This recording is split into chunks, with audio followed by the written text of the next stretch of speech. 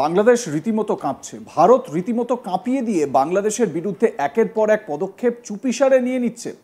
এবার শোনা যাচ্ছে শিলিগুড়ি চিকেন স্নেকে নাকি ব্রহ্মোস মিসাইল মোতায়েন করা হবে। তার মানে এই শব্দেই বাংলাদেশ কেঁপে যাবে।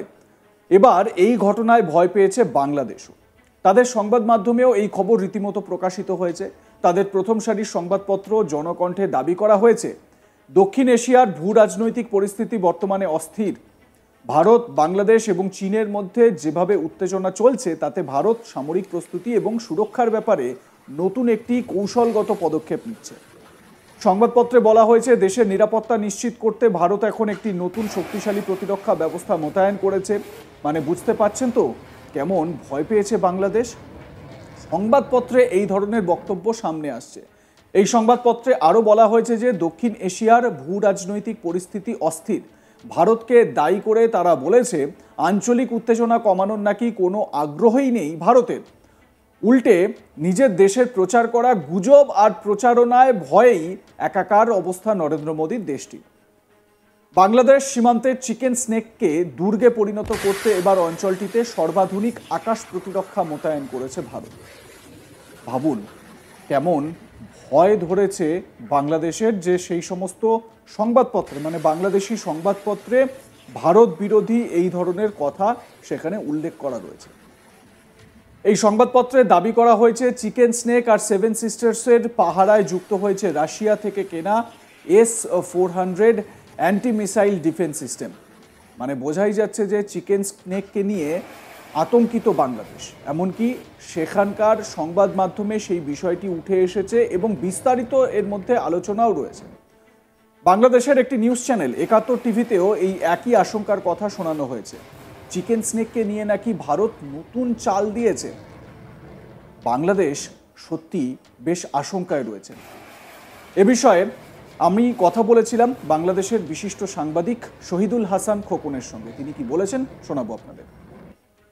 শিলিগুড়ি করিডোরে সেখানে একেবারে বলা যায় প্রতিরক্ষা সরঞ্জাম, প্রতিরক্ষার একেবারে বিপুল এঙ্গেজমেন্ট বা ইনস্টলেশন সেখানে ভারত তৈরি করেছে, যেখানে S-400 anti missile defence system রয়েছে, যেখানে রয়েছে ব্রহ্মোস ক্রুজ মিসাইল এবং সেখানে আরও সব অত্যাধুনিক যুদ্ধাস্ত্র সেখানে মোতায়েন করা হয়েছে। ভারতের কাছে যা যা আছে সেই সমস্ত বিষয়গুলো কিন্তু ভারতের তরফ থেকে সেখানে মোতায়েন করা হয়েছে অলরেডি। এবারে কি হবে? এবারে বাংলাদেশ কি শোধরাবে, নাকি বাংলাদেশ আবারও নিজের অবস্থায় অনড় থাকবে, বা আবারও আলটপকা মন্তব্য উপদেষ্টা প্রধানের তরফ থেকে বা বাংলাদেশের বিভিন্ন কূটনৈতিক বা রাজনৈতিক নেতাদের তরফ থেকে পাওয়া যাবে? এ বিষয়ে আমরা আরও বিস্তারিত আলোচনা করার চেষ্টা করব। সরাসরি চলে যাব, বাংলাদেশের বিখ্যাত সাংবাদিক শহীদুল হাসান খোকন আমাদের সঙ্গে রয়েছেন, কথা বলবো তার সঙ্গে।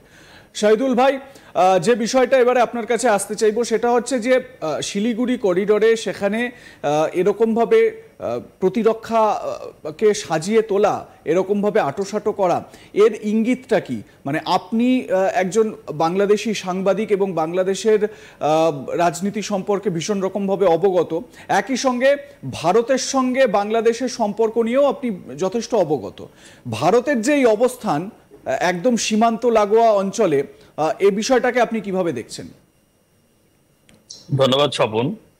অ্যাকচুয়ালি বাংলাদেশে এখন যে পরিচালনা করছে, আমি এই সরকারকে বলি সার্কাস সরকার।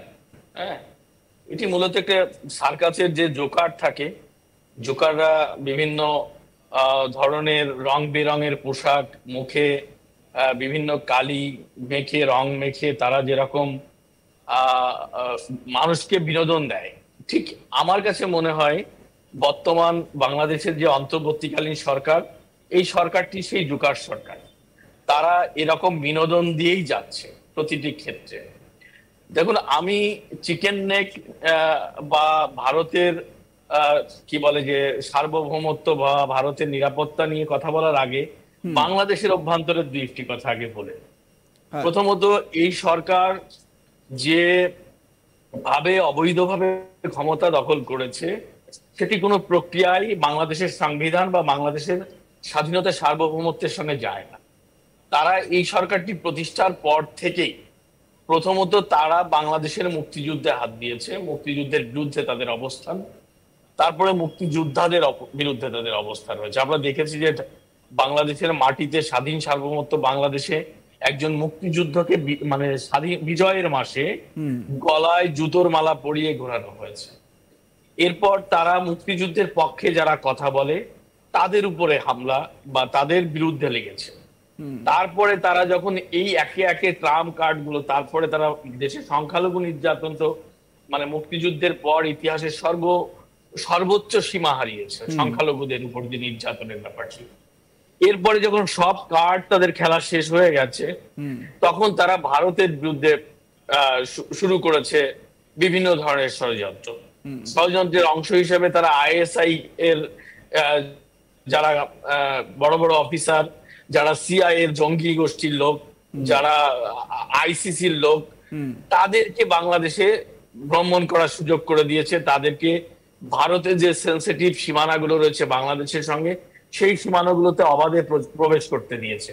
তাদের টার্গেটটাই ছিল ভারতকে অশান্ত করবে এবং ভারতের বিরুদ্ধে ভয় ভীতি দেখাবে। কিন্তু একটি বিষয় এখানে বলা দরকার, যে বাংলাদেশের, আমি বাংলাদেশি হিসেবে এটি আমাকে হয়তো বলা হবে দেশদ্রোহী, বলা হয়, কিন্তু সত্যটা বললে যদি দেশদ্রোহী কেউ বলে তা নিয়ে আমার কোনো আপত্তি নেই।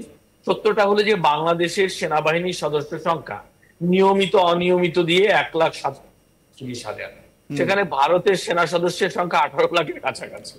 শুধু তাই নয়, ভারতবর্ষের যে সামরিক শক্তি সেটা মানে পৃথিবীর তৃতীয় অবস্থানে তাদের অবস্থান, আর আমাদের কোনো গুণার মধ্যে নেই আমরা।